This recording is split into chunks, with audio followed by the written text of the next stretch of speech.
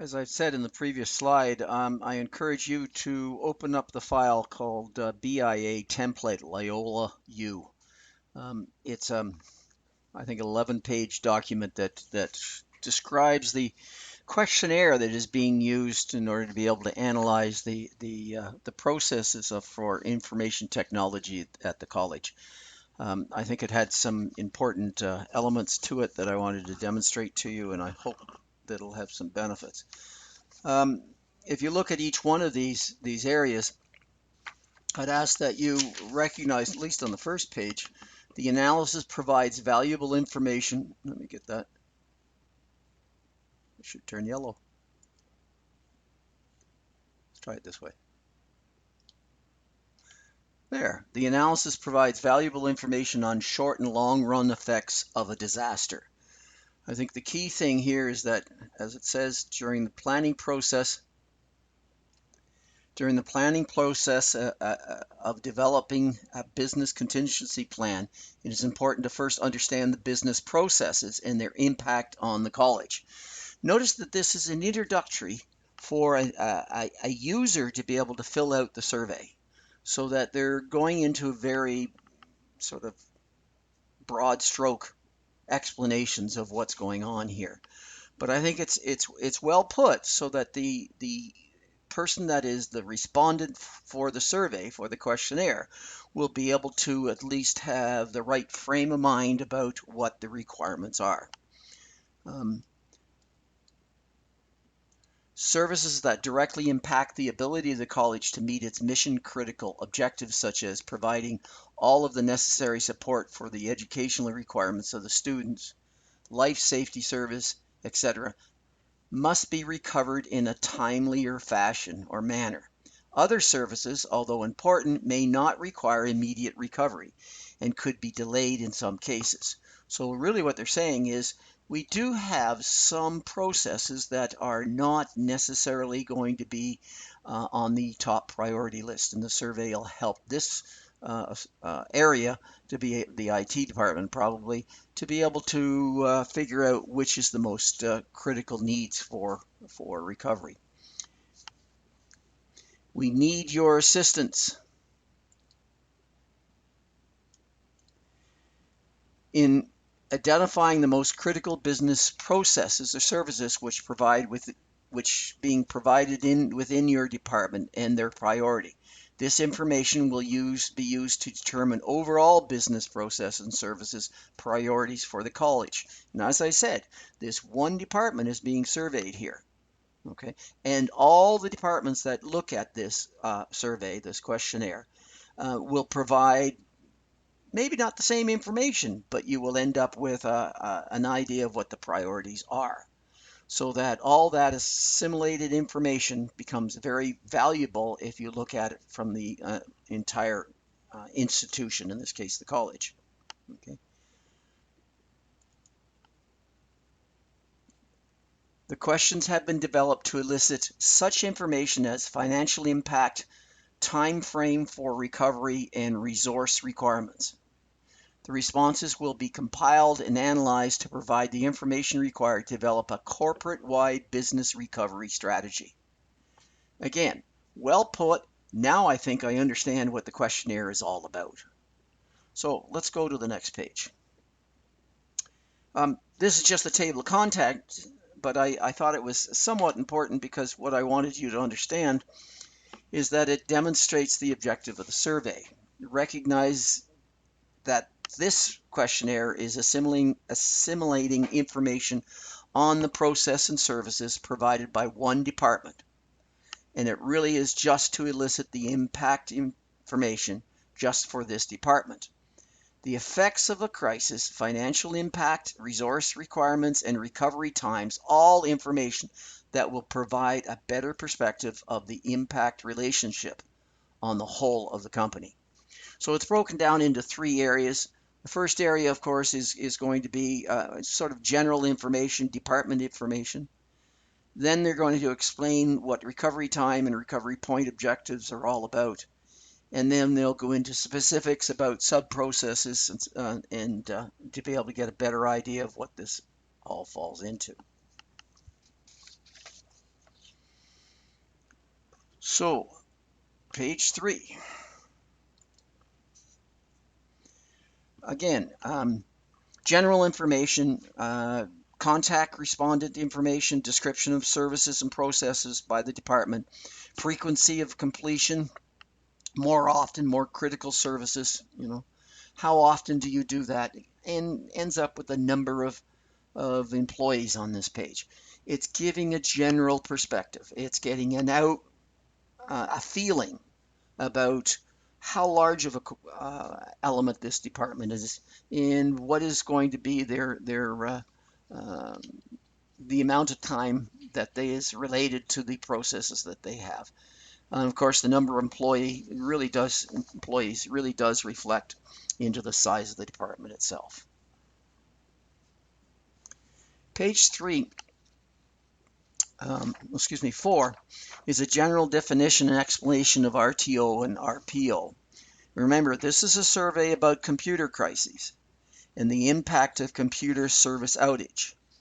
So the RTO and the RPO will be related to that. It's interesting how they define these for the individuals, because people don't know what an RTO is. And it comes down to, and I like the way they phrase this,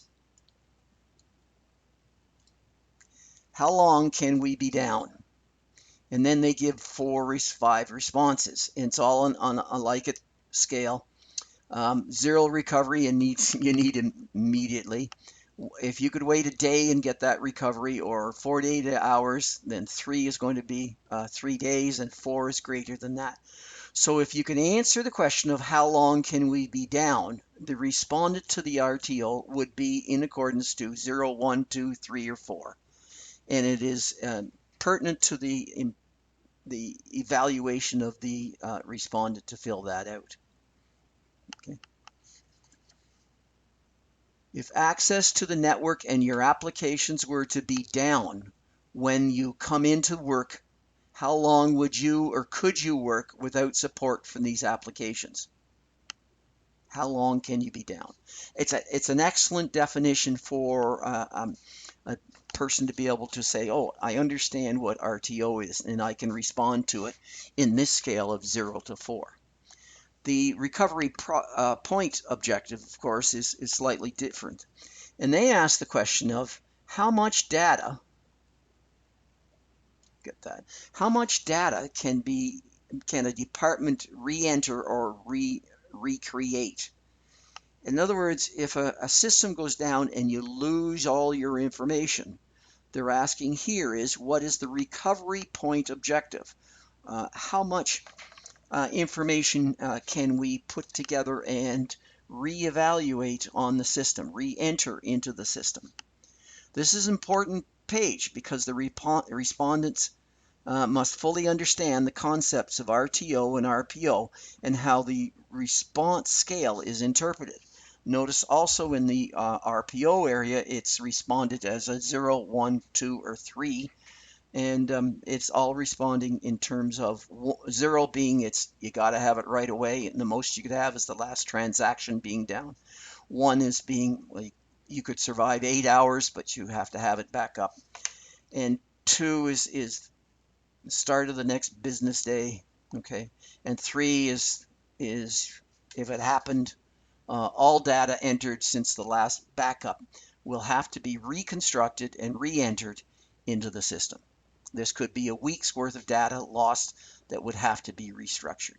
So you can see the magnitude as you get in the higher scales is how much data you can really put in. And that's the response that they are given. Going to page 5, of course, this is a general description, allowing a general description of the department. Okay, now that the respondent has reflected on an understanding of the department and the principal metric to be used in the survey, RTOs and RPOs, the survey starts to drill down for more detailed information from the overall general departmental level right down to the individual computer application information.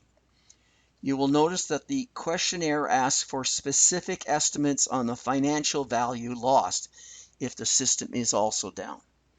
So it's going to ask for your RTO on a scale of 1 to 4 and the RPO on a scale of 1 to 3, and or 0 to 3, I should say, and 0 to 4.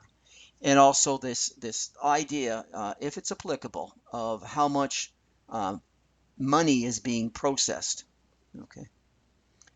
So 8 is, look at excuse me, before you go to 8, look at what we have here. So the first one is on the business process itself, and the second question, 7, is on the sub-processes.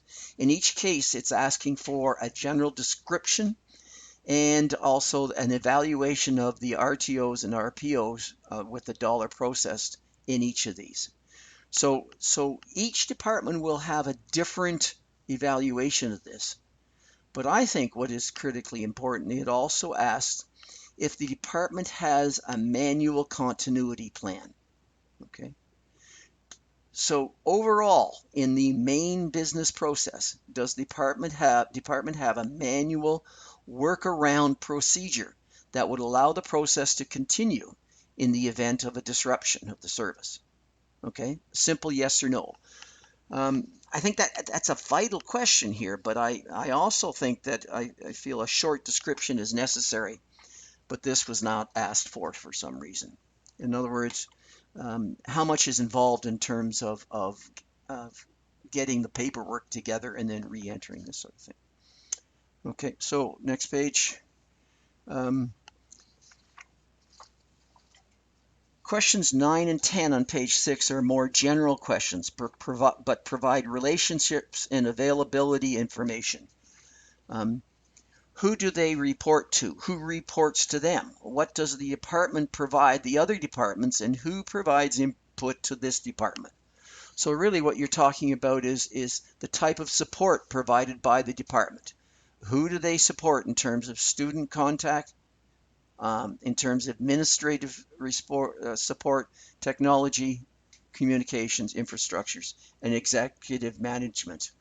So service provided to the following areas are listed, and so that the analysis gets a good idea of where their information goes to. But at the same time, it's looking for the amount or the magnitude of the work hours during a normal work week and the weekends. So it basically tells you when the manpower is going to be available or should be available. Let's go to number 7. Page 7 has a very specific information sought by the department. Question 11 is the normal volume of output that a disruption would impact. Okay, the number of transactions, I think, is the key element here. So really on a daily basis, on a weekly basis, etc., how much business is going on, and how does this compare to other departments? So it helps rank the departments. There's no doubt about that. Just as important is going to be the dollar values. How much per day or per week or per month? The volume of revenue that a disruption would impact. Okay. Question 13, the process or service criticality. If the criticality of this process or service depended on the academic fiscal calendar. In other words, what we're really looking at is the department process time related to the major volumes of processing at a specific time of the year, i.e. registration in the early fall or graduation in the spring. So when does this major amount of work happen, and when would it be a major disruption to the operation of the entire department? Okay, because it just happens to fall at a time when the academic and fiscal year happen. Also look at the process dependency in this last question in 14. What other departments depend on your work, and what other department does this department depend on? If this department is down, what other area is in trouble, and vice versa. So you're looking at who's dependent on you and who you are dependent on.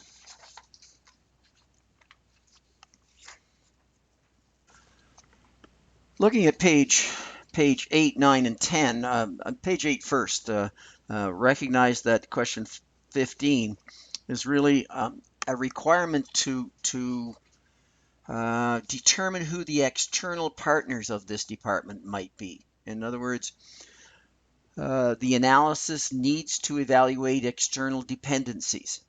Who outside of the corporation does this department depend on to do sub-processes and this sort of thing, and to provide their objective in the long run? What would happen to their efforts if they weren't considered in the analysis? The second part, 16, pertains to the individual list of all possible applications in the programs. And let's have a look at that. I'll come down here to the next page. So you'll notice that this is a whole list of 40 in these 2 pages. 40 specific programs that are being used and services that are being used by the department, or could be used by the department. And it's up to the respondent for the department to be able to look at this and say, well, I use this, the RTO would be this amount, and the RPO would be this amount, and this is how much a disruption would cost us until we got back on back to home base on this. So really, when you go to this page and you recognize what they're doing here, is they're simply looking at the restatement of what the scales are for the RPOs and the RTOs. Okay, so when you get to this, there might be several programs on this that you don't use. There might be a lot that you don't use. You're only going to pick the pertinent areas. In other words, if you're looking at Blackboard course management, which of course many departments would, um, they're going to say, well, how can I last without it, and what point is information backup pertinent to me, and what is my financial loss for that? Okay, so looking at all this, human resources, payroll, department accounts receivables, what are their RTOs and RPOs? So those departments will fill out their specific application programmings that they feel they use, and they'll follow through with being able to analyze the at the end what is the magnitude of the usage of each application program. Okay. Um, Now the last page, page 11, has some, well, interesting questions. It says, has an alternative process been developed and documented which could be quickly initiated in the event of the loss of access to an automated program? Yes or no? And again, I look at this and I say, that's a vital question, but really there should be some sort of explanation in that. So I would be adding another box to this to say, hey, explain this, some details. And of course, then they turn around and say, um, what sort of equipment do you use? What sort of office equipment do you have? And some of it is special requirements. And where is it and what is the quantity? This sort of thing. Future systems, another sort of final questions, just in case they're anticipating a change and this is where they're going in the future.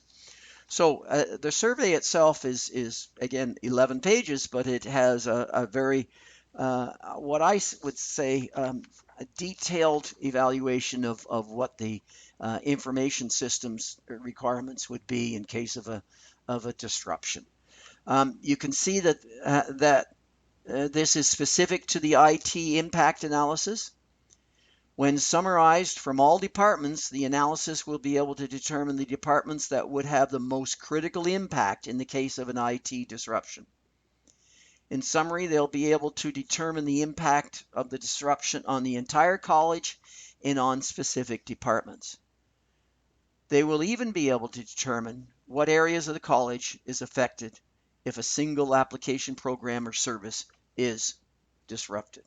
So I think it's a good idea to evaluate this type of thing but recognize that this is very specific and it is designed specifically for departments to respond to the IT application area.